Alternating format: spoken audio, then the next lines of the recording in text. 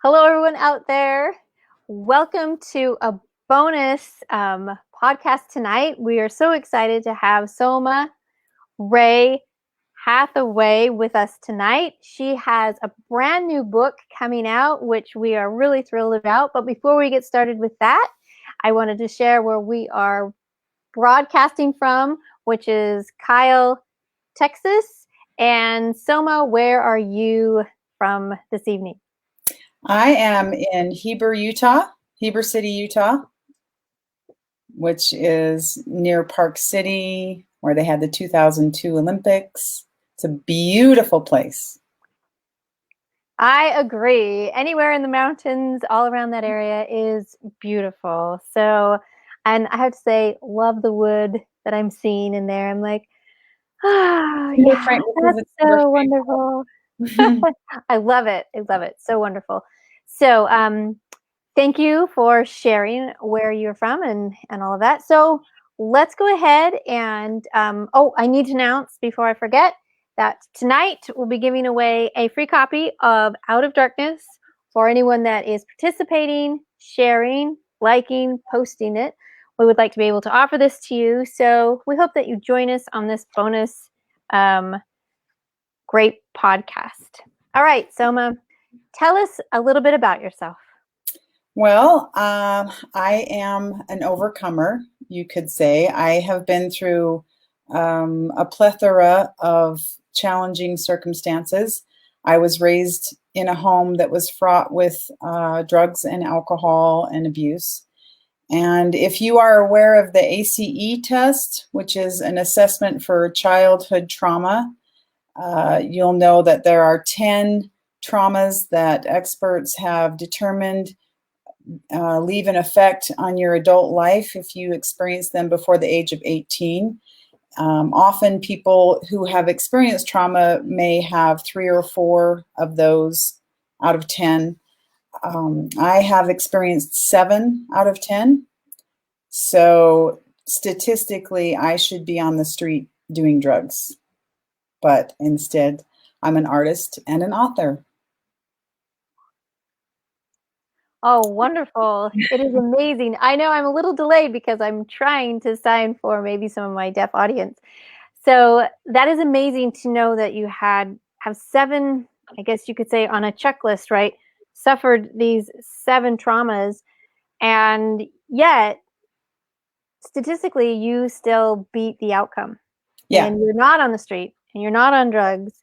But I love this concept. You are an artist. So art is all about creation, and I can appreciate, so this is a kiss fist, I can appreciate it so much because of the art, we'll say skill, not that I just lack, but it's just different when those are blessed with gifts and talents for the art, whether it's in sculpting, painting, dance, music. The power that creation happens is something that is, life saving. And you also said that you are a writer. And so with writing tonight, will you tell us a little bit about your book that you wrote? Yes, of course. First, I'd like to mention about the artwork. I think part of what is so healing about that, but both the viewer and the artist themselves, is they are connecting with that higher power of creation. In order for us to be creative, I believe that we are connecting with that higher power. And so that's what helps us to heal. But yes, so my book, this is my memoir, and it's about all of the different trials that I went through and finding the good that actually happened during those difficult times, because there were many miracles. Sometimes I recognized them at the time. Sometimes I didn't recognize them as a miracle until later, which I think that's part of why I wanted to write this, is so that we can be more aware of the blessings and mercies that are afforded us in this life, even during the trials. I agree. That understanding and reflection is is such a masterful gift, right?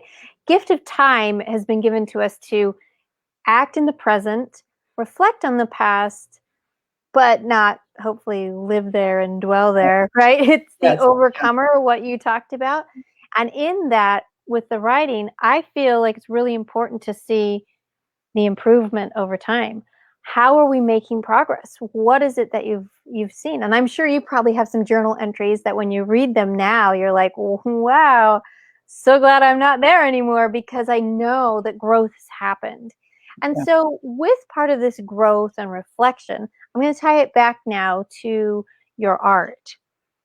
What helps you to develop and create your art? Is it a topic? Is it something of maybe a pain point? Is it something that is like a win for you? What helps you to start and create some of the art that you really enjoy?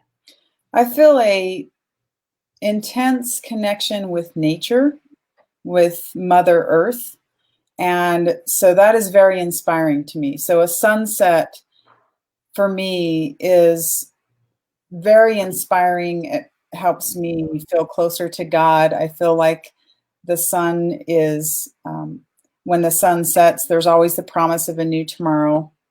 And there's the whole process of life. You have growth, trees grow and then they die and decay, but that contributes to new growth. So it's a beautiful cycle. And we as humans go through a similar cycle. I agree with that. In that cycle of growth and rebirth, how many times do you feel like you have experienced that? Wow. Several. So It, at least more it's than like one, a right? dance. It's like a dance, right? So I think sometimes we'll repeat the same dance. It takes a while for us to learn something, and sometimes we shift into a whole different dance. And I do feel like when you're talking about reflecting on the past, it's easier to recognize different obstacles that we may have encountered. So I can see specific obstacles that were part of my past. And as you read the story, it's easy to relate to your own obstacles that you've had as well, because often we have similar breakdowns, similar issues, trials, and that's part of humanity, is connecting with each other in our stories. Agreed so fully with that. Through stories, so many of us can connect. I know that we'll just say with the women in the audience, we love to talk, chat, and share the story, right?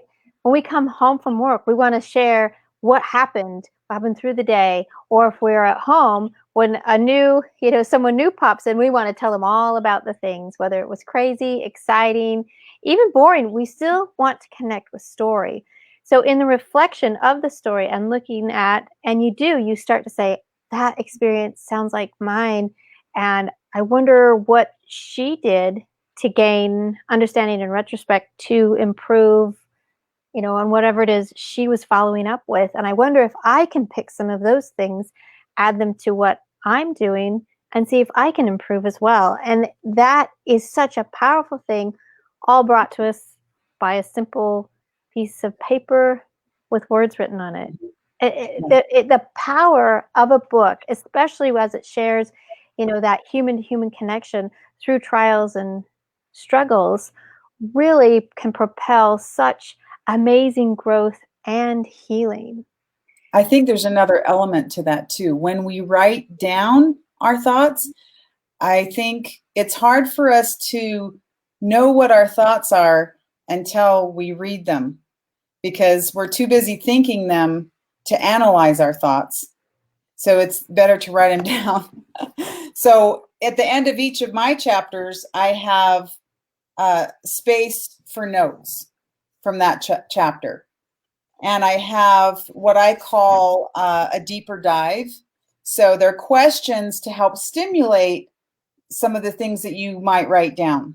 Questions and content that would help you relate to what I had gone through in that chapter to see if there was anything similar in your own life. For instance, is there someone in your life that you could forgive like this, or stuff like that. So I really think that helps solidify the learning process, is when you're both reading and writing.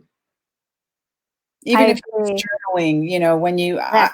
and whenever I have a book, I mean, I am writing in the margins and everything to underline. So this makes it easy, so you won't have to write in the margins. Oh, that is really appreciated. I know if I just take a look at something that I know is going to be impacting me, I too underline, draw, circle around, and some margins are just so small, right? Right, right. Another thing too, I think, is rereading the book. Like maybe going back a year later or 6 months Mm, later, because we mm. change, our perspective changes, and then we're able to learn something else from the same book. Have you done that, where you go back and read the same book over and you think, wow, how did this author come up with that? Yes, I totally agree with that.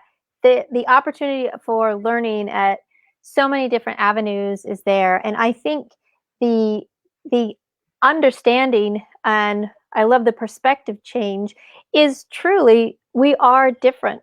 So many of us maybe pine after this past, or pine for something that we had a feeling of or an experience of one time, and we think we wish life could go back to that.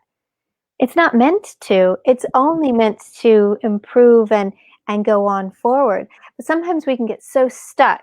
And the title of your book talks about this. It has diamonds in it and it has dungeons in it. And when I Yeah. think of a dungeon, I'm like, yeah, I'm not getting out of here anytime Well, soon. yeah, and I kind of think of myself as, I mean, I may not be an expert in many things, but I am an expert in pain. I've experienced many different types of pain.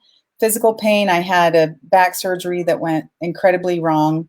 And so my perspective about the dungeons or the pain that we go through is that they're absolutely essential in life. Pain is not an unfortunate side effect.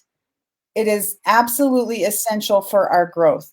And when we can shift our relationship with pain, then we can improve and move past. So it's like a diamond in the rough.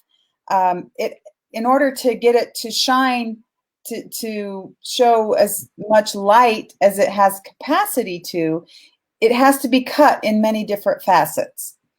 Each of these cuts are painful, but Very true. then it allows the light from us to shine brighter. Oh, and that's so true. And when we see a polished stone with the cuts, it is something that is so reflecting, and color comes out of it, right? The prisms are opened up, and true color bursts forth on something that you might not be expecting. I like what Lori says. She says, "Yep, it is." And that is so true. So it looks like we have someone here that has had experiences that can understand and connect with what you are saying. And the opportunity for growth within pain is something that we try to avoid, right? We try to hide from it. I mean, we'll just say something silly, but the dentist, how many people put it off, put it off, put it off because they don't want to have that pain, and then they end up with root canals and things that are even worse, even more pain than overcoming the fear and the small pain that you would have, and then ultimately to have things resolved. Now, I'm not comparing your experience with a No, trip no, to no, the that's dentist, fine.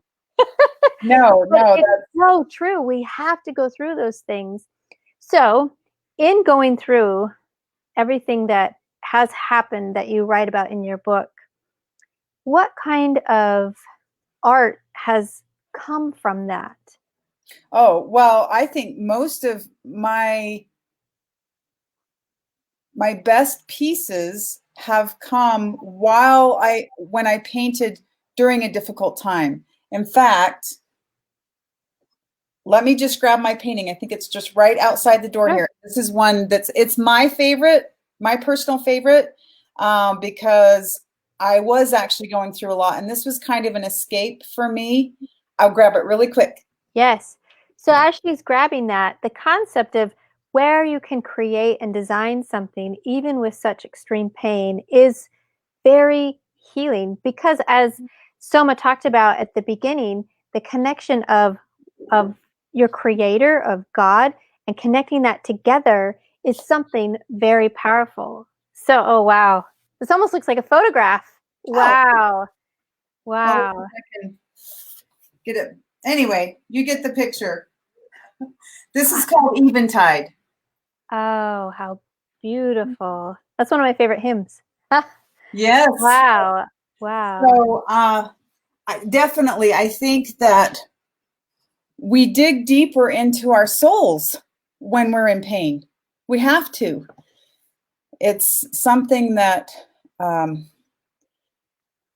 is triggered inside of us. And here's the thing, we avoid it in many different ways. We try numbing the pain through drugs or alcohol, or activities.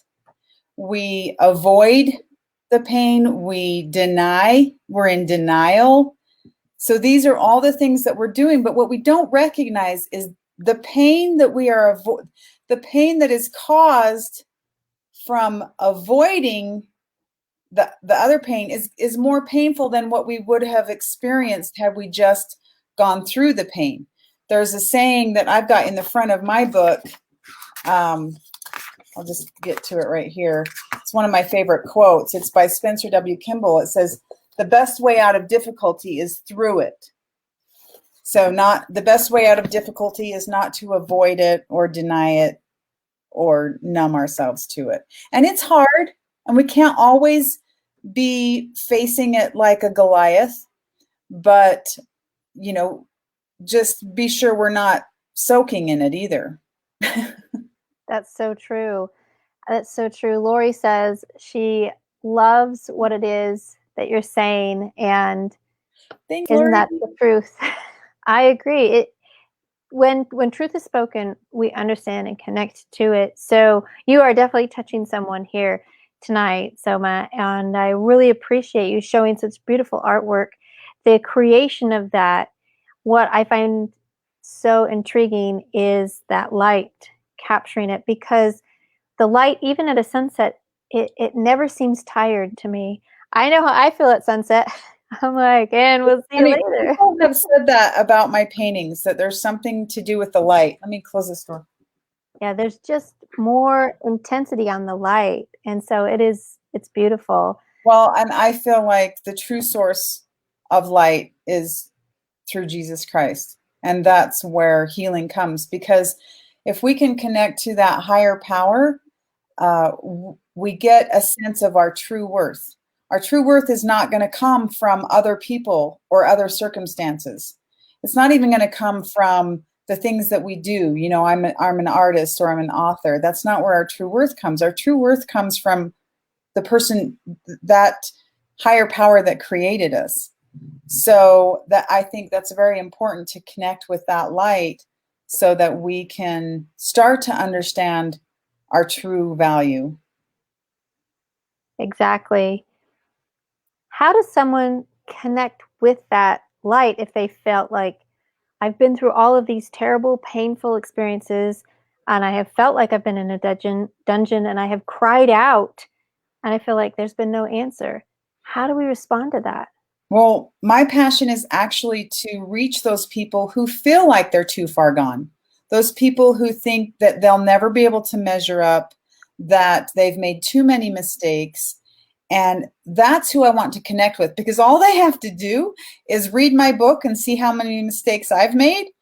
And if I can be okay, then, and be of value, then they can absolutely do the same. And I think that most of us, at least at some point in our lives, feel like we just aren't good enough.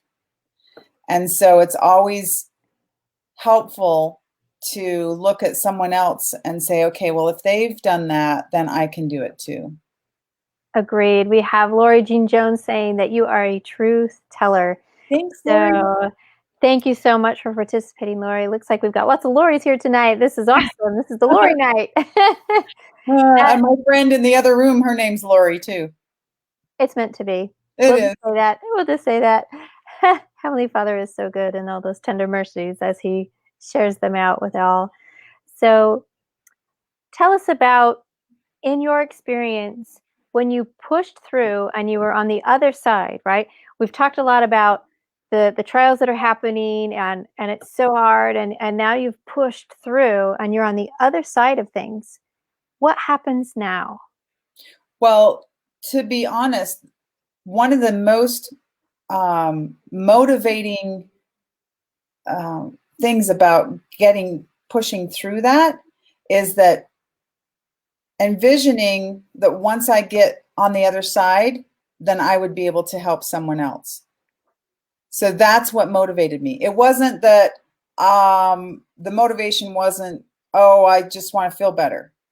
The motivation was, I want to do this not just for myself, but so that I can inspire other people to do the same. It gives a deeper meaning, and I think makes it easier to actually get through that. So then once you're on the other side, all of a sudden this desire comes up in you that you just have to share. It's not that you want to share, and I'm sure you can relate. I didn't want to share my family secrets. I didn't want to share all the mistakes that I have made.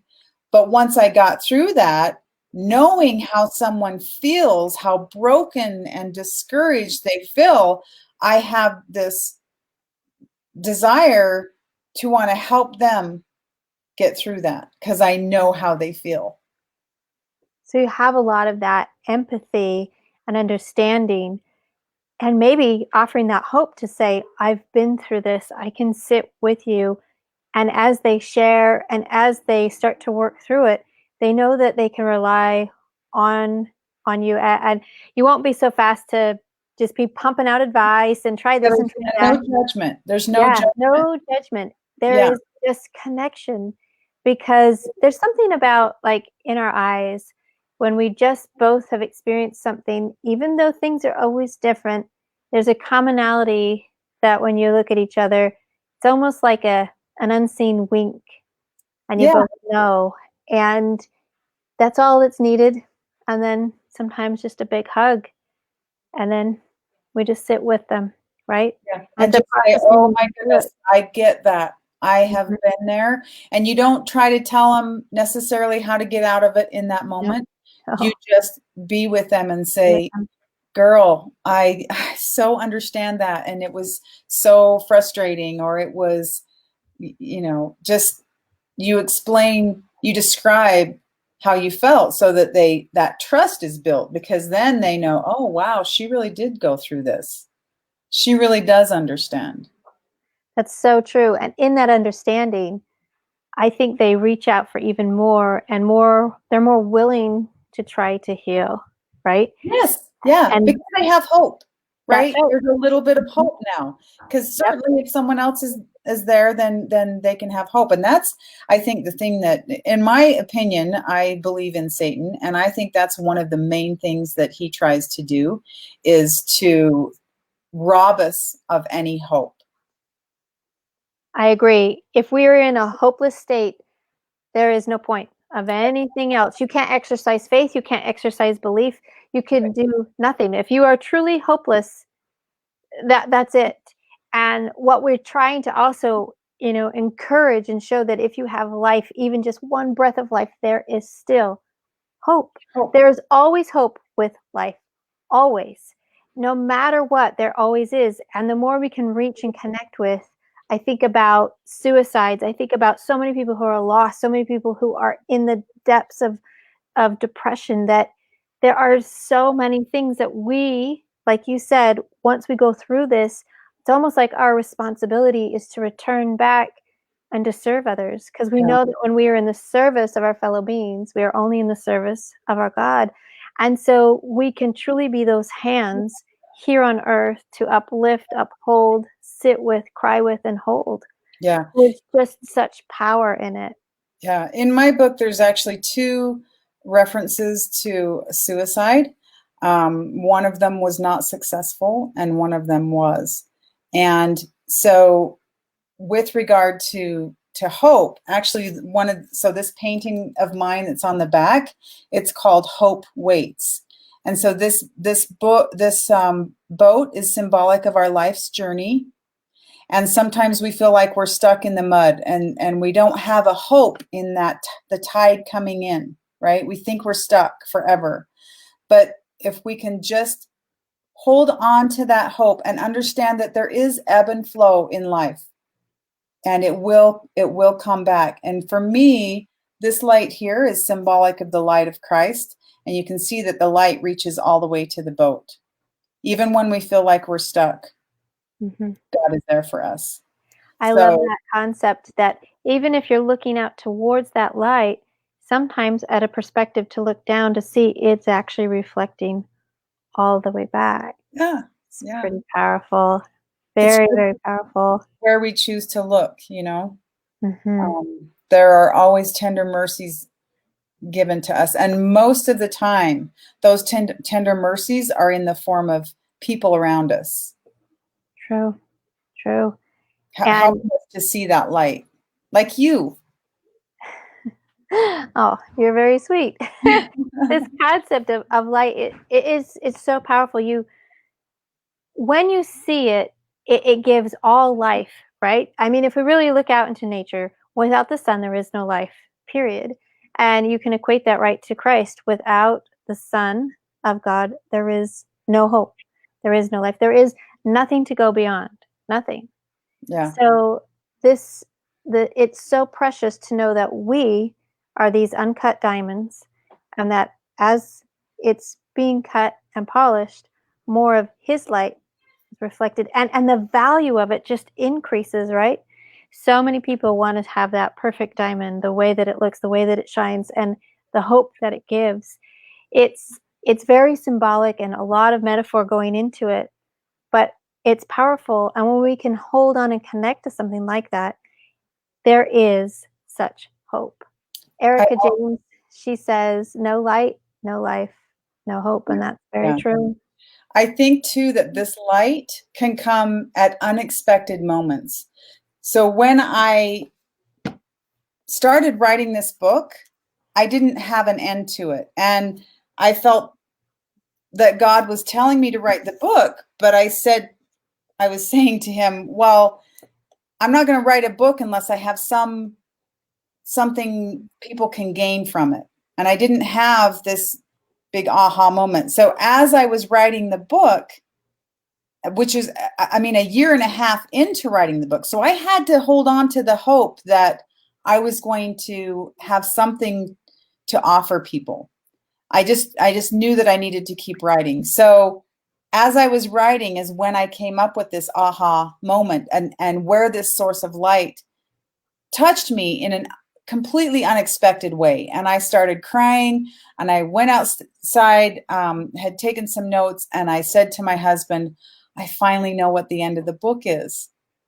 And so even just hearing stories like that, where hope comes in, or light comes to us in unexpected times and unexpected ways, can help us a little bit out of that discouragement. Agreed. And I think it's really encouraging to know that you started the journey not knowing where it was going to end. You started something with the hope you would be given, you would be shown, it would be there. I'm sure there are so many of us that as we start out, people will say, well, what about this? And what about this? And you smile, you say, I'm praying lots, and I wake up every day and I just keep going because I don't know what the ending will be. But He does, and if I trust Him, it'll be shown, it will be given. And yes, just like Lori says, that's how the Lord works. And we can't have miracles happen without the faith. So faith is what produces the miracle, right? So we've got to find ways to have that hope so that and cling on to the faith and just say, I may not have the answers today. I may not even have the answers tomorrow, but I will have the answers when God knows I need the answers. That's right. God will give it to us when we are ready. It's just so truth. So Lori, she says, if I had not had hope to hang on to, I wouldn't have made it back to faith. Oh, I That totally is a powerful statement, Lori. Thank you so much for sharing that. So, Sohma, we're towards the end of tonight's discussion. What is something that you would like to, at the end, share with everyone who has been following and participating this evening? Well, I think there's a couple of really important things to keep in mind, and one of them is our mindset. So it's important, rather than having this fixed mindset, which would say, if I've never been able to do something in the past, then I will never be able to do it. If I've never measured up, I'll never be good enough. That's a fixed mindset. So it's important to have a growth mindset where we can have that hope that we can improve, right, and progress. And so that's one of the important things, is just having that awareness of our thoughts and where they're going, and then just be cognizant of our habits, because we will fall back into habits. There's good habits and bad habits. Well, actually, I like to keep the good and bad out of it, but more effective habits, and then those are more detrimental habits. So I think it's important to just watch those too. And those are just a couple of ways that we can help move through our pain. Excellent. Thank you so much for sharing and imparting all of that with us tonight.